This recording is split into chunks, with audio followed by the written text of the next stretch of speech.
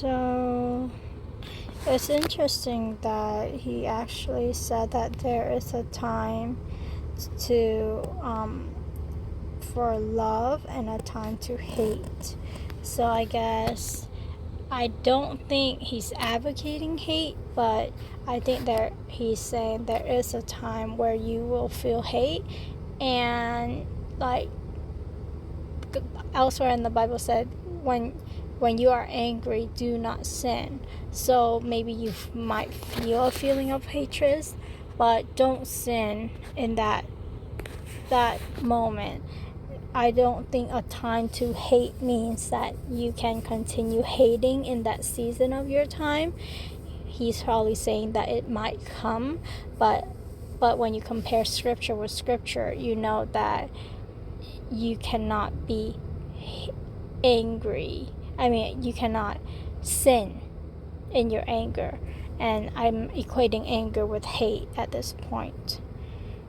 And I don't know if that's a valid equation or like a valid thing that God, the author is writing about, that God allowed it to be in the Bible. But that's what I understand. And then I actually went and did this. There was a time in my life where I had to just go apart, like go away and not associate with my family because they were hurting me and I can't cope with that. And so I think it is wise when you don't want to sin that you might just say, I am not going to be a part of this until I get better. So yeah. And then it talks about right here, God has given the sons of mankind the labors to which to occupy themselves.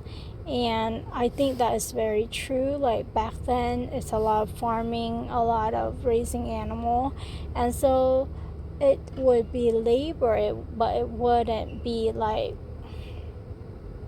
like consuming. The work doesn't consume a person's life. Yet today in our world, I don't know elsewhere, but in the US, work consumes. And it's not just something that we to keep ourselves occupied when we do work for Him that is like glorifying to His kingdom. It's more like we don't have time for work of God, because we are so busy making money to feed our family and to have a shelter over our head.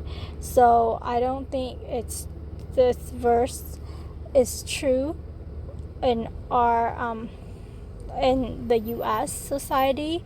However, it should be true because people are so after wealth and health.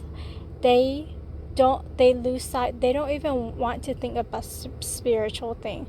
They don't want to think about God. They don't want to talk about God. They think going to church is a waste of their time, and they let themselves starve spiritually, and they don't seek truth.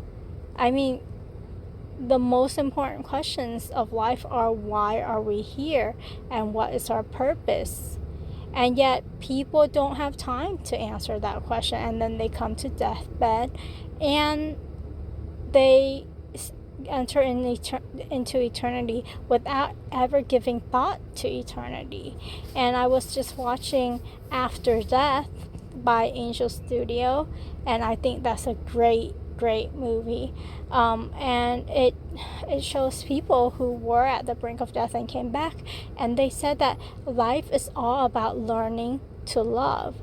God is love. Learning about God is learning about love.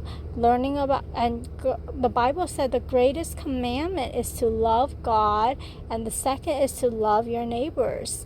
And yet so many people, they love their job. The thing that is supposed to be giving,